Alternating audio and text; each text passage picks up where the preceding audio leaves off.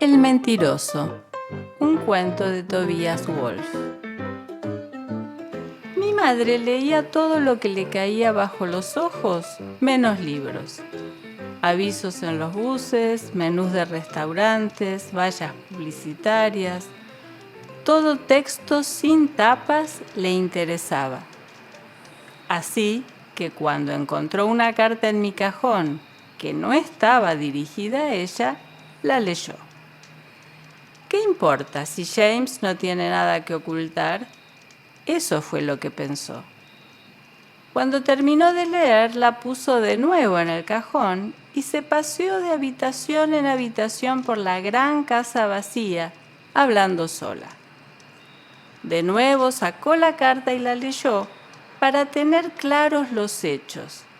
Después, sin ponerse el abrigo ni cerrar la puerta, salió a la calle y se dirigió a la iglesia.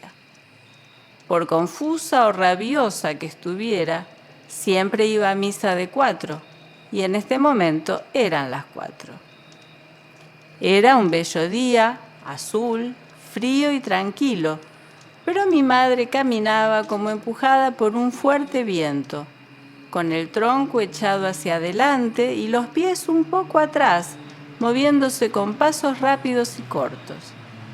A nosotros, mi hermano, mis hermanas y yo, nos parecía cómico su modo de andar, y cambiábamos sonrisas cuando la veíamos cruzar para atizar el fuego o regar una planta. Sonreíamos a sus espaldas porque ella no concebía que pudiera haber nada divertido en su comportamiento. La única expresión de humor que se permitía era una risa forzada y repentina. Los extraños la miraban sorprendidos. Mi madre estuvo rezando mientras esperaba al sacerdote, que llegó tarde. Oraba en un orden regular, siempre el mismo. Primero por su difunto esposo, mi padre, luego por sus propios padres, muertos también. Rezaba una corta plegaria por los padres de mi padre, solo por cumplir, nunca le gustaron. Y finalmente por sus hijos en orden de edades, terminando conmigo. Mi madre no veía ninguna virtud en la originalidad y sus plegarias eran exactamente las mismas cada vez.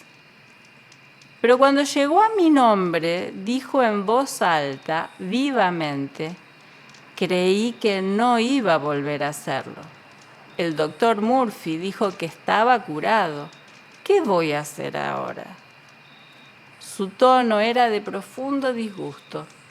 Había abrigado la esperanza de que yo estuviera curado.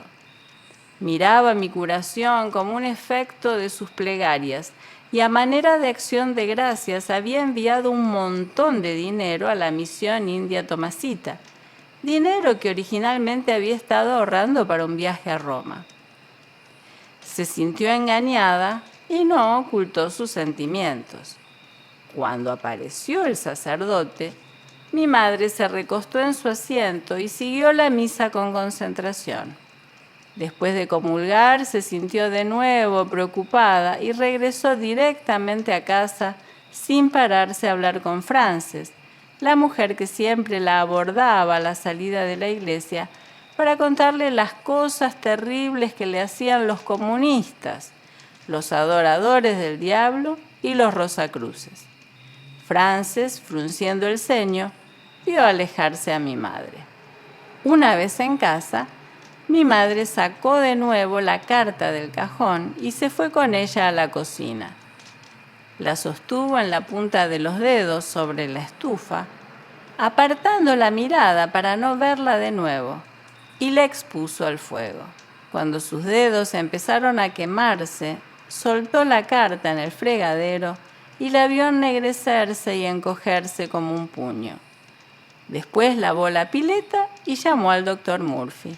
La carta estaba dirigida a mi amigo Ralphie, que vivía al frente de nuestra casa, pero estaba de viaje en Arizona. La mayor parte de la carta versaba sobre un paseo que había hecho a Alcatraz con mis compañeros de tercer año de secundaria. Todo eso estaba bien. Lo que perturbó a mi madre fue el último párrafo, donde le contaba a Ralphie que mi madre había estado tosiendo sangre y los doctores no sabían cuál era el problema, pero que nosotros esperábamos que todo saliera bien. Eso de la tos con sangre no era verdad. Mi madre se enorgullecía mucho de sus condiciones físicas. Yo soy fuerte como una mula, decía siempre que le preguntaban por su salud. Durante los últimos años yo había dado a menudo en la ocurrencia de contar cosas desagradables que no eran ciertas, y este defecto mío preocupaba profundamente a mi madre, tanto como para enviarme donde el doctor Murphy, en cuyo consultorio me encontraba en el momento en que ella estaba quemando la carta. El doctor Murphy, un viejo amigo de mis padres, era el médico de nuestra familia. Carecía de entrenamiento en psicoanálisis, pero se interesaba en asuntos de la mente, como él decía. Me había tratado por apendicitis y amigdalitis, y mi madre creía que él era capaz de inculcarme el respeto de la verdad, de la misma manera que había extraído cosas de mi cuerpo. Esperanza que el doctor Murphy no compartía. Estaba básicamente interesado en hacerme entender lo que yo hacía y últimamente había llegado a la conclusión de que yo entendía lo que estaba haciendo tanto como era posible. El doctor Murphy atendió la llamada de mi madre, que le contó el asunto de la carta y lo que había hecho con ella. A él le interesaba conocer exactamente las palabras que yo había empleado y le molestó mucho que mi madre la hubiera quemado. El hecho, dijo ella, es que se suponía que estaba curado y no lo está. Margaret, yo nunca he dicho que estaba curado. Usted sí lo dijo. ¿Por qué cree que envió una donación de $1,000 a la misión Tomasita? Yo dije que él era responsable. Eso significa que James conoce el sentido de lo que hace, no que vaya a parar de hacerlo. Le aseguro que usted dijo que estaba curado. Nunca. Para decir que alguien está curado, uno tiene que saber qué es la salud. Con esta clase de fenómenos ello no es posible.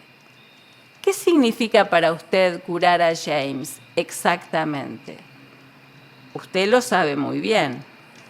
Dígamelo en todo caso. Hacer que vuelva a la realidad. ¿Qué otra cosa? ¿La realidad de quién? ¿La mía? ¿La de usted? Murphy, ¿de qué está hablando?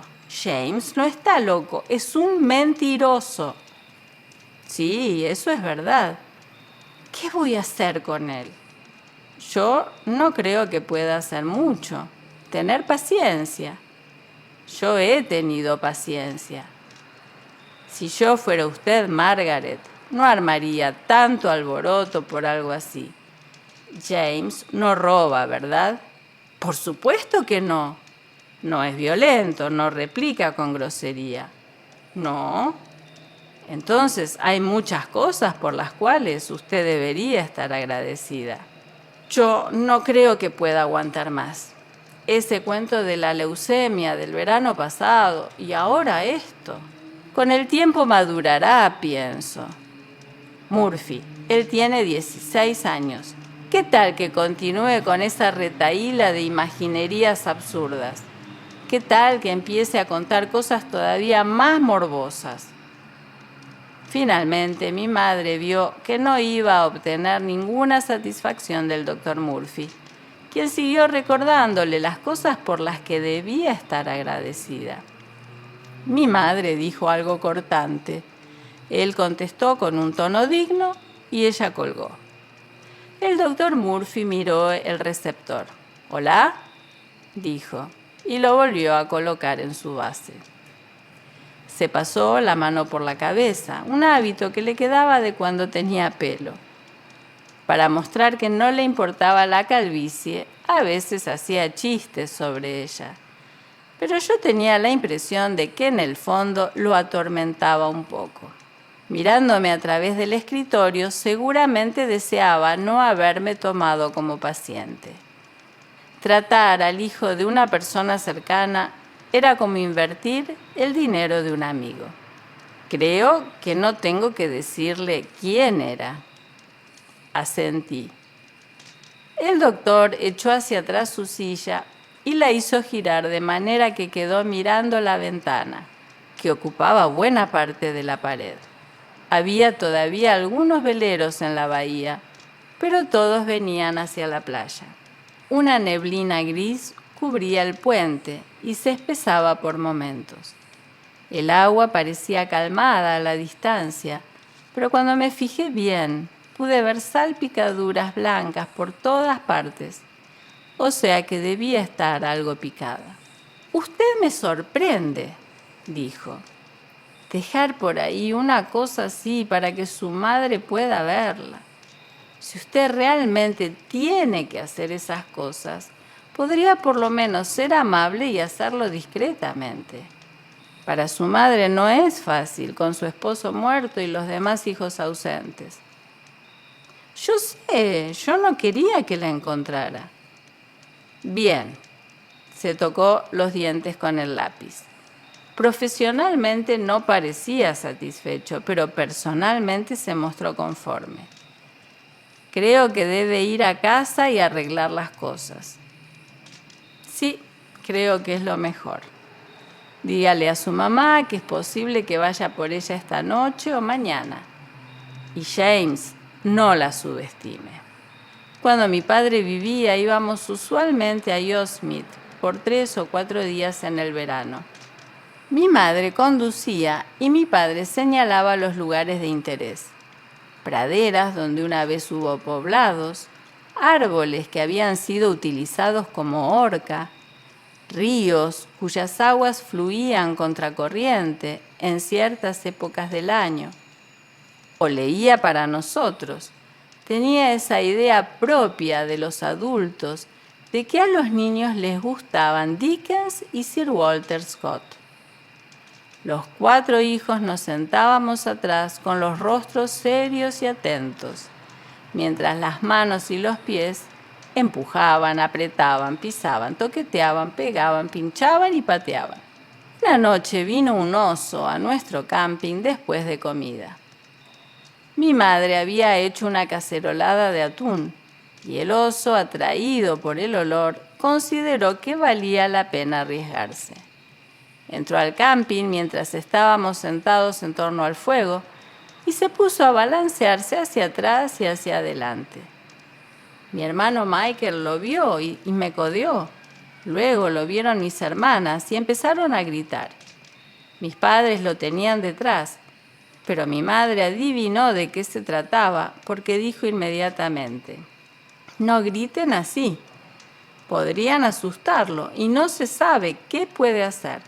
Simplemente cantemos y se irá».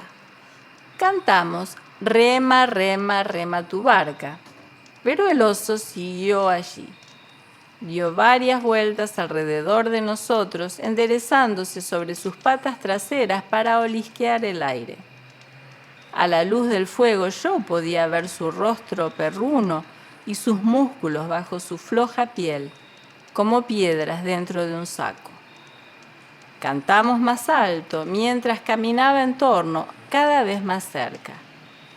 «Muy bien», dijo mi madre, «suficiente». Se puso de pie abruptamente. El oso dejó de moverse y la miró. «Lárgate», dijo mi madre. El oso se sentó y se puso a mirar de un lado a otro. «Lárgate», repitió mi madre, y se agachó y tomó una piedra. «No, Margaret», dijo mi padre. Ella arrojó la piedra con fuerza y golpeó al oso en el estómago. Incluso bajo la escasa luz, pude ver el polvo que salió del cuero. El oso gruñó y se enderezó por completo. «¿Ven eso?», gritó mi madre. «Es asqueroso, asqueroso». Una de mis hermanas emitió una risita. Mi madre tomó otra piedra. Por favor, Margaret, dijo mi padre. En ese mismo momento, el oso se dio vuelta y se alejó caminando desgarbado. Mi madre lanzó la piedra tras de él. Por el resto de la noche el oso estuvo merodeando por el camping hasta que encontró el árbol donde habíamos puesto nuestros alimentos. Se los comió todos. Al día siguiente regresamos a la ciudad. Podríamos haber comprado nuevos alimentos en el valle, pero mi padre quería marcharse y no estaba dispuesto a ceder ante ningún argumento. En el camino de regreso trató de animarnos a todos haciendo chistes, pero Michael y mis hermanas lo ignoraron y mantuvieron la vista fija en las ventanillas. Las cosas nunca fueron fáciles entre mi madre y yo, pero no es que yo la subestimara. Ella sí me subestimaba a mí. Cuando era niño, mi madre parecía mirar con desagrado mi delicadeza. Yo no soportaba que me lanzaran al aire, y cuando la veía a ella y a los otros alborotando, yo buscaba la manera de apartarme. Las veces que me arrastraban a sus brusquedades, yo siempre salía con alguna herida. Un rodillazo en el labio, un dedo doblado, sangre en la nariz. Y ello también disponía a mi madre contra mí, como si yo propiciara mis heridas para hurtarme a los juegos rudos. Incluso las cosas que yo hacía bien le crispaban los nervios. A todos nosotros nos encantaban los juegos de palabras, menos a mi madre, que no los captaba. Después de mi padre, yo era el mejor de la familia en esos juegos. Durante las comidas, mi padre me alentaba a desplegar mis habilidades para los juegos verbales, lo cual debía ser un tormento para ocasionales invitados. Mi madre no entendía bien en qué consistía el asunto, pero no le gustaba. Desconfiaba de mí de otras maneras. Yo no podía ir así al cine sin que ella me examinara los bolsillos para asegurarse de que llevaba suficiente dinero para el ticket. Una vez que fui de camping en un paseo de la escuela, revisó mi maleta a la vista de todos los muchachos que esperaban en el bus al frente de la casa. Yo habría preferido irme sin mi bolsa de dormir y sin mudas de ropa interior, que había olvidado, antes que representar ese papelón ante mis amigos. Su desconfianza era lo que me hacía el olvidadizo. Por lo que sucedió el día de la muerte de mi padre y luego en el funeral, ella creía que yo era un muchacho sin corazón. No lloré, ni tuve la debida compostura en la ceremonia funeraria, dando signos de aburrimiento durante el panegírico y moviendo las manos durante los himnos. Mi madre puso mis manos en mi regazo y yo las dejé allí sin moverlas, como si fueran cosas que yo estuviera guardando para alguien. El efecto era irónico y ella se molestó por ello. Pocos días después tuvimos una suerte de reconciliación después de que cerré los ojos en la escuela y no quise volver a abrirlos. Cuando varios profesores y el director no pudieron persuadirme de que los mirara o de que echara un vistazo a una recompensa que estaban ofreciéndome, me llevaron donde la enfermera de la escuela, que trató de levantarme los párpados a la fuerza y me rasguñó un ojo horriblemente. El ojo se me inflamó y quedé como paralizado. El director entró en pánico y llamó a mi madre, quien vino a recogerme y me llevó a casa. Yo no le hablé, ni abrí los ojos, ni salí de mi rigidez y tuvieron que meterme en el asiento trasero. Cuando llegamos a casa, mi madre tuvo que subirme por los escalones, uno a uno. Luego me depositó en el sofá y tocó el piano para mí durante toda la tarde. Finalmente abrí los ojos. Nos abrazamos el uno al otro y lloramos amargamente. Mi madre no creía realmente en mi llanto, pero estaba dispuesta a acogerlo con gusto, porque yo lo representaba en consideración a ella. Mis mentiras nos separaban también, así como el hecho de que mis promesas de no volver a mentir no parecían significar nada para mí. A menudo mis mentiras recaían vergonzosamente sobre ella. Cuando la gente la paraba en la calle y le expresaba para su gran perplejidad que lamentaban mucho lo que había sucedido. A nadie en el vecindario le gustaba avergonzar a mi madre, así que cuando la gente llegó a conocerme, esas situaciones dejaron de presentarse. Ese no era el caso con extraños, sin embargo. El verano siguiente a la muerte de mi padre visité a mi tío en Reading y cuando llegué de regreso descubrí para mi sorpresa que mi madre había venido a mi encuentro a la estación. Traté de esquivar al caballero con el que había estado conversando en el bus, pero no pude sacudírmelo. Cuando vio que mi madre me abrazaba, el caballero se acercó y le entregó una tarjeta diciéndole que podía ponerse en contacto con él si las cosas se ponían peor. Ella, irritada, le devolvió la tarjeta y le dijo que se ocupara de sus propios asuntos. Más tarde, en el camino a casa, me obligó a confesar lo que le había dicho a mi compañero de asiento. Sacudió la cabeza. No está bien decir esas cosas, eso confunde a la gente. A mí me parecía que no había sido yo, sino mi madre quien había hundido en la confusión a un caballero bien intencionado, pero no dije nada. Acepté que yo no debía decir esas cosas y le prometí que no lo volvería a hacer. Promesa que rompí 3 horas después en una conversación con una mujer en el parque. No eran solamente las mentiras lo que perturbaba a mi madre, era su morbidez. Ese era el verdadero problema entre nosotros, como había ocurrido entre ella y mi padre.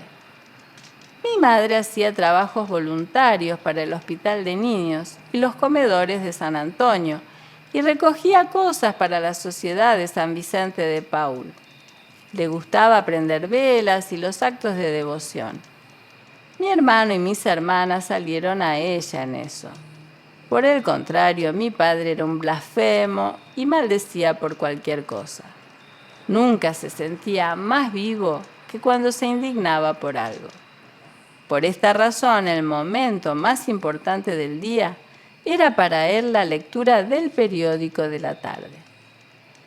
El nuestro era un periódico terrible, ajeno por completo a las preocupaciones de la ciudad donde se vendía, indiferente a los descubrimientos médicos, excepto a temas como la invención de nuevos gases que lo dejaban a uno medio muerto cuando los aspiraba, e indiferente a la política y el arte. Los temas que llenaban sus páginas eran el escándalo, el horror, los incidentes espantosos.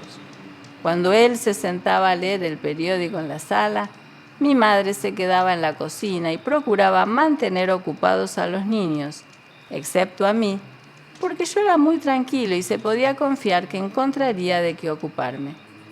Yo me divertía mirando a mi padre. Se sentaba con las rodillas separadas, inclinado hacia adelante, con el periódico casi pegado a los ojos. Mientras leía, afirmaba con gestos de cabeza. A veces lanzaba maldiciones y arrojaba el periódico. Se paseaba un momento por la sala y volvía a recoger el periódico. Y comenzaba lo mismo. En una época tomó la costumbre de leer para mí en voz alta. Empezaba siempre con la sección de sociedad, que él llamaba la página de los parásitos. Esa sección comenzó a adquirir el carácter de una tira cómica o un serial, las mismas personas exhibiéndose un día y otro, con trajes de chifón, levantando artificiosamente sus bebidas en favor de los huérfanos de la península, sonriendo en las sierras bajo grandes anteojos de sol cerca de un refugio de esquí. Los esquiadores llevaban al máximo la exasperación de mi padre, tal vez porque no podía entenderlos. Esa actividad misma era inconcebible para él. Una ocasión en que mis hermanas pasaron un fin de semana de invierno con algunos amigos en el lago Tahoe y volvieron muy excitadas con la belleza del lugar, Mi padre les hizo bajar el tono con una frase. La nieve, les dijo, está sobrevalorada. Luego venían las noticias o lo que en el periódico aparecía como noticias. Cuerpos desenterrados en Escocia, ex-nazis o idiotas que ganaban elecciones, animales raros sacrificados, avaros que expiraban desnudos en habitaciones heladas sobre colchones repletos de dólares, sacerdotes que se casaban, actrices que se divorciaban, grandes magnates petroleros que construían fantásticos mausoleos en honor de su caballo favorito, casos de canibalismo. Mi padre vadeaba todo ese fango con una sonrisa burlona y cansada. Mi madre le aconsejaba que abrazara alguna causa, que se uniera a algún grupo, pero él no le hacía caso. Se sentía incómodo con personas ajenas a la familia. Mi madre y él casi nunca salían, aunque recibían algunas visitas, especialmente en los días de fiesta nacional. Sus visitantes eran siempre los mismos, el doctor Murphy y su esposa, y alguna otra persona que mis padres habían conocido desde la infancia. La mayoría de esos visitantes no se veían entre sí fuera de nuestra casa y no parecían sentirse a gusto juntos. Mi padre aprovechaba su función de anfitrión para recordarles, a manera de tomadura de pelo, cosas estúpidas que ellos habían dicho o hecho en el pasado, obligándolos a reírse a costa de sí mismos. Aunque mi padre no bebía, le encantaba preparar cócteles para sus visitantes. Nunca servía bebidas corrientes como un ron con Coca-Cola o un whisky con hielo, solo bebidas de su propia invención. Les daba nombres como el abogado defensor, el juez ahorcador, el picapleitos, el portavoz, y describía en detalle su composición. Contaba largas y complicadas historias en un susurro, obligando a sus oyentes a inclinarse hacia él, y repetía las líneas más importantes. También repetía los datos principales de las historias que mi madre contaba y la corregía cuando cometía algún error. Cuando los visitantes, a su vez, contaban sus propias historias, él sacaba la moraleja. El doctor Murphy conocía varias anécdotas sobre mi padre que acostumbraba a contarme durante nuestros encuentros. Por esa época, el doctor Murphy había cambiado sus gafas por lentes de contacto y había perdido peso por los ayunos que hacía regularmente. A pesar de su calvicie, parecía más joven que cuando venía a las reuniones de nuestra casa. Ciertamente, no parecía de la misma edad que mi padre, como en realidad lo era. Una de las teorías del doctor Murphy era que mi padre mostraba un rasgo clásico de las personas que habían sido niños superdotados. Ese rasgo lo llevaba a asumir posiciones poco exigentes en empresas desprovistas de interés. Le horroriza descubrir sus límites, me dijo el doctor Murphy. Mientras se dedique a poner sellos en documentos y a hacer testamentos, podrá seguir creyendo que no tiene límites. La fascinación del doctor Murphy con mi padre me ponía incómodo y me hacía sentir traidor escuchándolo. Mientras vivió, mi padre jamás se sometió a un análisis. Me parecía una traición ponerlo en el diván ahora que estaba muerto.